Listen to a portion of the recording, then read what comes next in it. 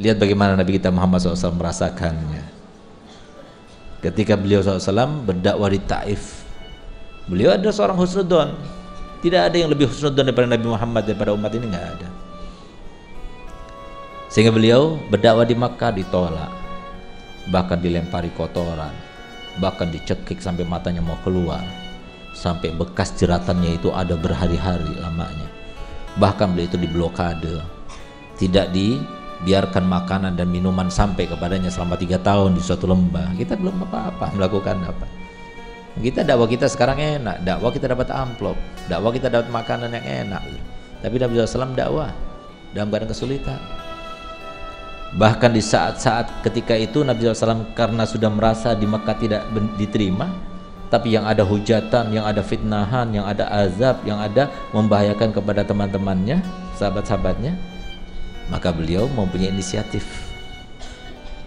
Kalau gitu aku akan pergi ke Taif dengan husnudzon yang besar, dia akan diterima di sana. Berangkatlah dia, tapi sebelum dia berangkat ke sana ternyata rencananya sudah diendus, diketahui oleh pentolan-pentolan Quraisy. Ditulislah surat kepada tokoh-tokoh di Taif sana. Muhammad sudah berangkat ke sana untuk memurtadkan kalian, untuk menjauhkan kalian daripada agama orang tua kalian, untuk memecah belah di antara keluarga kalian, untuk ini difitnah semuanya. Sehingga mereka geram, mereka marah, mereka kemudian mengumpulkan anak-anak, budak-budak semuanya, disiapkan batu-batu, sudah disiapkan sebelumnya. Bayangkan, berarti batu yang disiapkan sudah banyak sudah. Untuk menyambut siapa? Nabi kita Muhammad. Nabi Muhammad tidak ada rasa sedikit pun dalam hatinya untuk berbuat jelek. Belum beliau itu memperagakan akhlak baiknya, belum beliau itu menyampaikan dakwahnya, belum beliau itu mengenalkan dirinya, tiba-tiba dilempar sana, dilempar sini, seluruh tubuhnya itu kena lemparan batu, sehingga baju yang warnanya putih tadinya berwarna darah.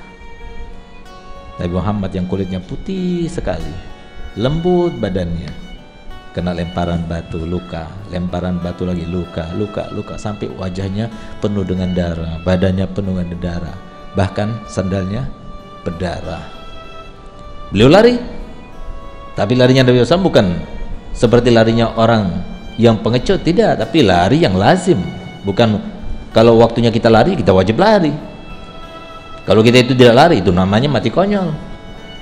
Bayangkan Nabi Muhammad cuma berdua dengan sahabat Zaid bin Harithah menghadapi lemparan batu yang sudah disiapkan sebelumnya oleh anak-anak, oleh budak-budak, sehingga beliau lari. Tapi subhanallah, sempat-sempatnya beliau yang punya hati belas kasih luar biasa kepada kita semuanya, beliau itu setiap ada darah yang mau menetes, diusapnya. Dia terasa ada darah mau menetes dari dagunya, diusapnya. Ada darah menetes di atas, diusapnya. Ada darah di atas mau menetes dari sikunya, diusapnya. Sehingga Sayyidina Zaid bin Harithah mengatakan, ya Rasulullah, biarkan saja, engkau mengusapnya itu telah mengambil waktu, sehingga mereka itu tambah dekat, tambah banyak lempar akan datang kepada kita. Apa kata Muhammad? Tidak akan aku biarkan. Biarkan aku dapat lemparan, biarkan aku lebih banyak lukanya, yang penting jangan sampai darahku itu menetes ke muka bumi. Karena kalau sudah darahku menetes ke muka bumi, Allah tidak akan mengampuni mereka dan Allah akan pasti mengazab mereka. Allahumma fil liqaumi fa innahum la ya'lamun. Belas kasih yang luar biasa. Semoga kita termasuk yang berjumpa dengannya kelak nanti di akhirat. Yang tidak berjumpa dengannya kelak di padang mahsyar, sama sekali tidak akan berjumpa dengannya selama-lamanya. Yang tidak melihat wajahnya kelak di padang mahsyar, sama sekali dia tidak akan melihatnya selama-lamanya. Semoga kita termasuk yang melihatnya, dan kita tidak melakukan apapun juga kecuali dengan pertimbangan Nabi kita Muhammad, karena cinta kita kepada Nabi Muhammad, karena inginnya kita itu berdekatan dengan Nabi Muhammad. Siapa yang tidak mau di antara kita nanti di padang mahsyar ternyata kita yang paling dekat dengan Nabi Muhammad? Itu yang kita cari. Kapan waktunya? Sekarang waktunya. Korbankan semuanya, korbankan model Allah berikan kepada kita semuanya untuk apa? Nabi Muhammad.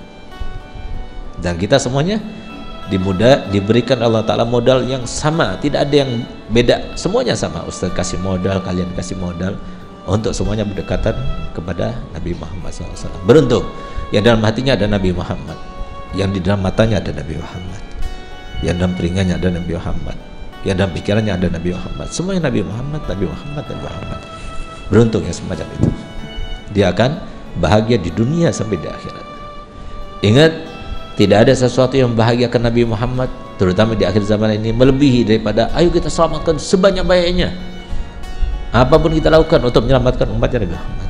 Kenapa?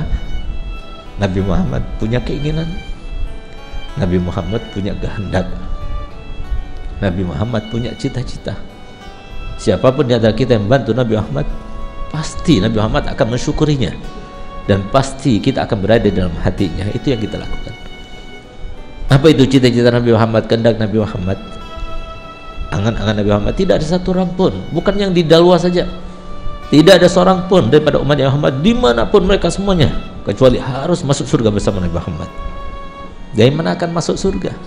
Mereka tidak sholat. Bagaimana akan masuk surga? Mereka tidak berakhlakul karimah.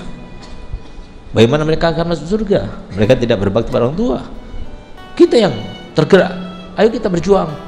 Bagaimana caranya mereka supaya mengenal siapa Nabi Muhammad? Yang sekarang ini banyak yang mempropagandakan Nabi Muhammad, dikatakan Nabi Muhammad beginilah, begitulah, sebagainya. Itu adalah iblis yang ingin menjauhkan pengaruhnya Nabi Muhammad kepada mereka. Kalau mereka tahu dengan Nabi Muhammad, demi Allah pasti mereka akan mencintai Nabi Muhammad. Nabi Muhammad adalah seorang Nabi yang tidak pernah terlintas dalam hatinya keburukan pun, tapi yang ada rahmatun kulluhu wa azmun wa waqarun wa ismatun wa haya. Semuanya rahmat, dirinya rahmat, syariatnya rahmat, semuanya rahmat. Itulah kita Muhammad. Kita lihat semuanya, ya Allah, aku berada di sini semuanya ingin memperjuangkan Nabi Muhammad. Kami semuanya ingin menggembirakan Nabi Muhammad, ingin membanggakan Nabi Muhammad. Harusnya seperti itu yang kita lakukan. Ya Allah, aku akan jadi istri yang solihah untuk menyenangkan Nabi Muhammad. Aku menjadi ibu yang solihah untuk menyenangkan Nabi Muhammad. Aku akan cetak anak-anak yang banyak yang akan menyambungkan risalahnya Nabi Muhammad. Niat seperti itu dalam hati. Itulah yang kita miliki. Sementara hidayah dan inayah itu adalah milik Allah Subhanahu wa taala.